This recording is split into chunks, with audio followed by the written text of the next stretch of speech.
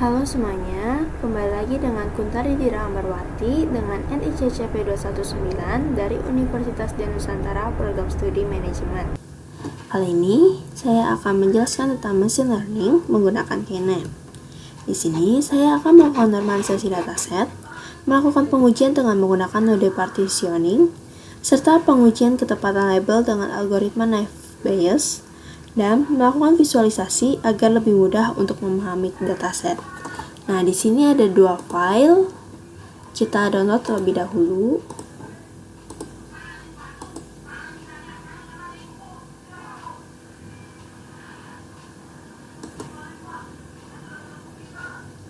Untuk file yang kedua juga kita download.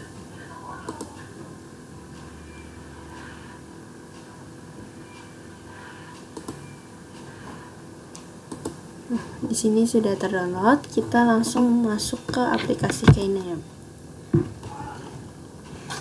Pada grup tugas dan latihan, kita klik kanan, lalu kita klik New KNN Workflow. Nah, untuk namanya saya menamakan tugas 3 machine learning.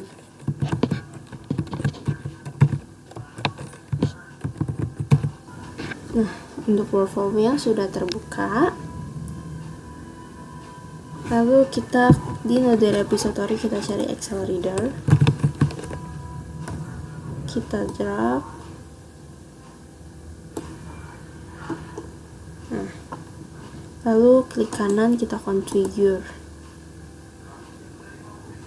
Lalu kita browse file.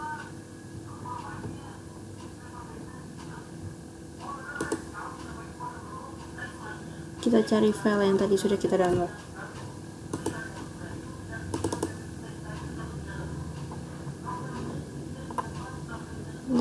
Label transaksi, lalu kita klik open. Nah, di sini sudah masuk, lalu kita klik apply, lalu oke. Lalu kita lakukan execute. Nah, di sini tandanya sudah berubah menjadi hijau. Kita coba klik view table.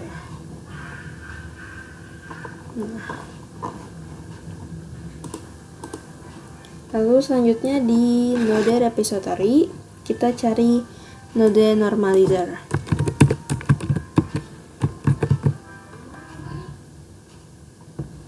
Kita drag lalu kita sambungkan dengan node Excel Reader. Lalu kita configure.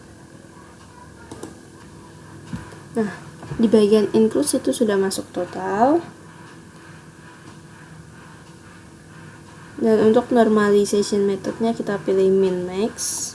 Dan untuk minimumnya kita pilih 0 dan maksimumnya kita pilih 1. Lalu kita klik OK. Nah, tujuan dari normalisasi data yaitu untuk mengubah skala data yang dimiliki menjadi skala yang sama, sehingga lebih mudah untuk membandingkan data. Lalu kita execute. Lalu kita klik, kita view table. Nah, ini di total angkanya sudah berubah menjadi 0, atau 1. Kalau di data sebelumnya itu totalnya masih bervariasi ya.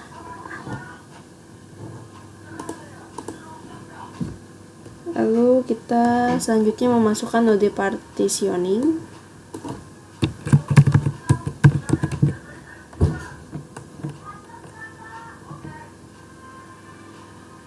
Nah, node partitioning ini berguna untuk membagi dataset menjadi beberapa bagian, yaitu biasanya menjadi training set dan test set. Kita drag ke sini. Lalu kita sambungkan dengan node normalizer. Lalu kita configure.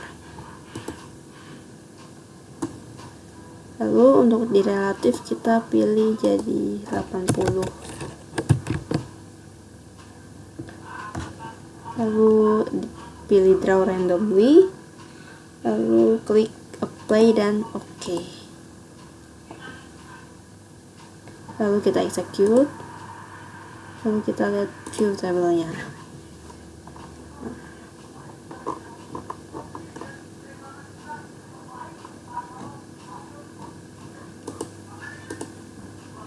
Selanjutnya, memasukkan node table view.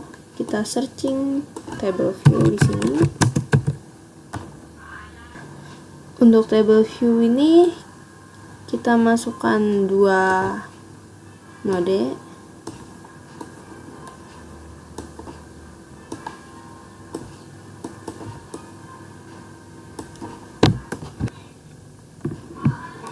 Lalu kita sambungkan masing-masing node dengan node partitioning. Di sini kita tidak perlu melakukan configure, bisa kita langsung lakukan execute. Kita execute-nya pilih yang ini agar bisa keduanya langsung terotomatis execute. Lalu kita lihat. Nah, yang tadi row-nya tidak beraturan, sekarang menjadi beraturan ya. Lalu selanjutnya kita masukkan node knife bias. Kita cari knife bias. Nah, di sini ada 2 knife bias learner dan knife bias predictor. Di sini kita sambungkan keduanya. Kita drag keduanya.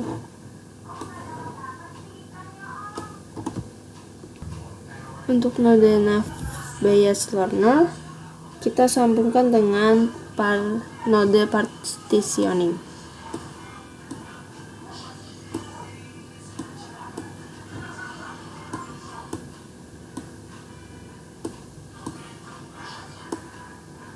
Lalu kita configure.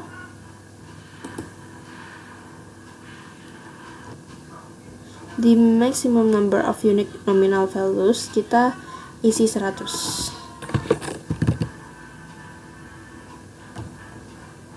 Lalu kita klik apply, kemudian klik OK. Lalu kita execute. Selanjutnya kita sambungkan node partitioning dengan node knife bias predictor. Dan juga kita sambungkan yang kotak biru ini dari knife bias learner ke knife bias predictor. Nah, lalu kita lakukan execute. Lalu kita klik view table. Nah, tadinya tabelnya hanya sampai cluster, sekarang tabelnya sudah sampai ke prediction. Lalu selanjutnya menambahkan node scorer. Kita searching node scorer. Node scorer ini bertujuan untuk melihat akurasi dari pengujian data. Lalu kita drag dan sambungkan dengan knife bias predictor. Kita configure. Lalu apply dan klik OK. Lalu execute. Oke. Untuk selanjutnya saya akan melakukan deployment data dengan node PMML. Kita searching node PMML di sini. Kita drag dan hubungkan dengan node knife bias learner. Sini kita hubungkan. Lalu kita configure.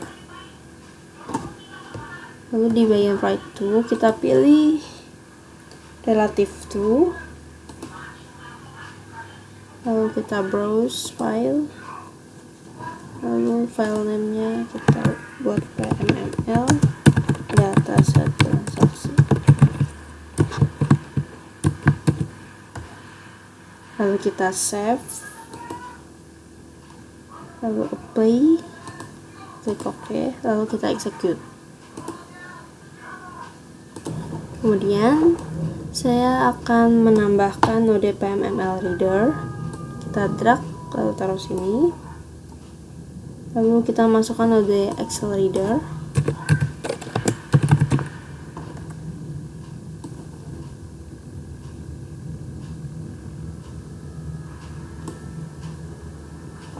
Di sini saya akan melakukan deployment data.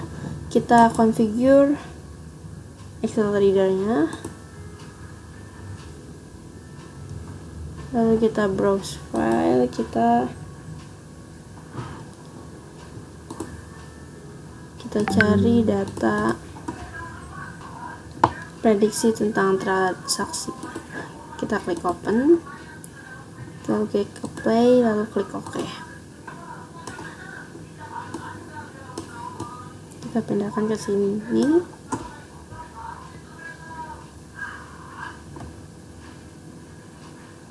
Lalu kita execute. Kita lihat view table-nya. Sudah masuk. Selanjutnya melakukan normalisasi data dengan node normalizer. Kita masukkan lagi node normalizer. Lalu sambungkan Excel Reader dengan normalizer. Lalu kita configure.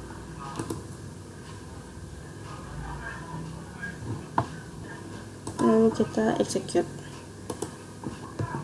Selanjutnya kita masukkan node knife bias. Kita masukkan node knife bias yang predictor.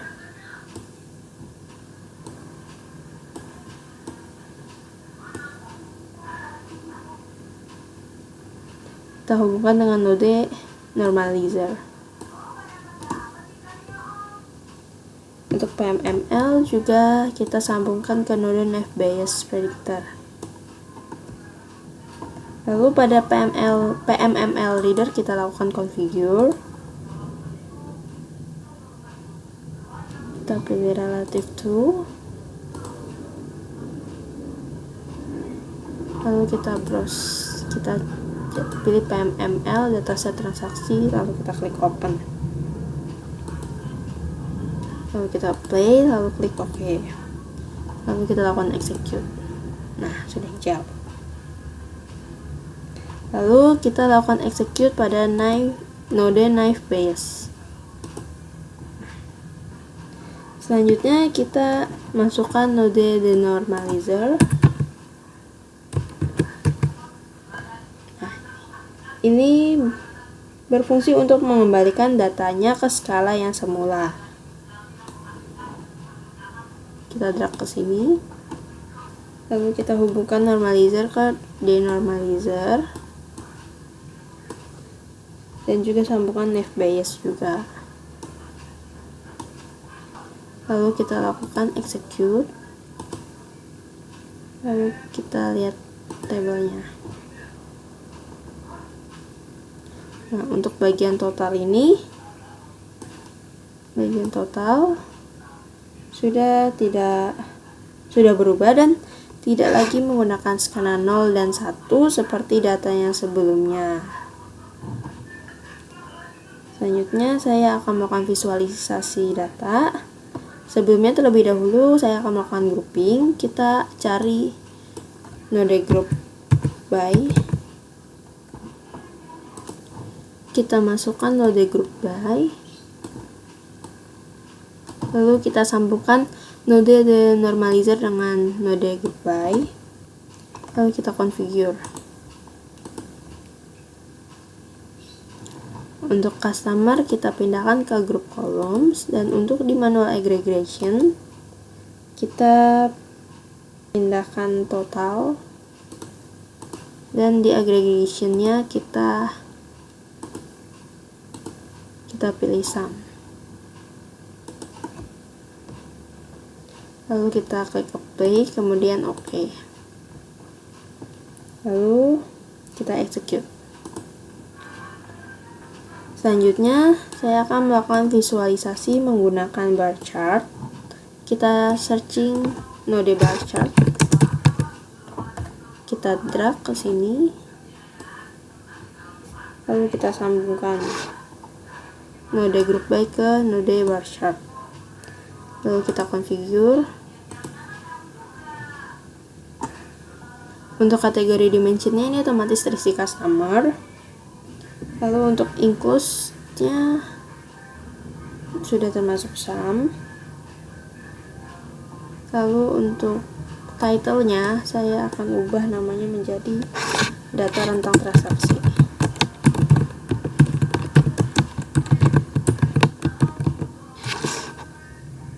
Lalu kita klik OK. Lalu kita execute. Lalu kita lihat. Nah, di sini sudah muncul. Untuk di bawah ini ada keterangan perusahaannya. Dan di sini data tertinggi itu ada beberapa data tertinggi, yaitu ada PT Sinar Auto Jaya, lalu PT Motor Kreasi Indonesia, PT Teknologi Otomotif Abadi. Oke. Mungkin sudah cukup penjelasan machine learning dari saya. Kurang lebihnya mohon dimaafkan. Sekian dan terima kasih.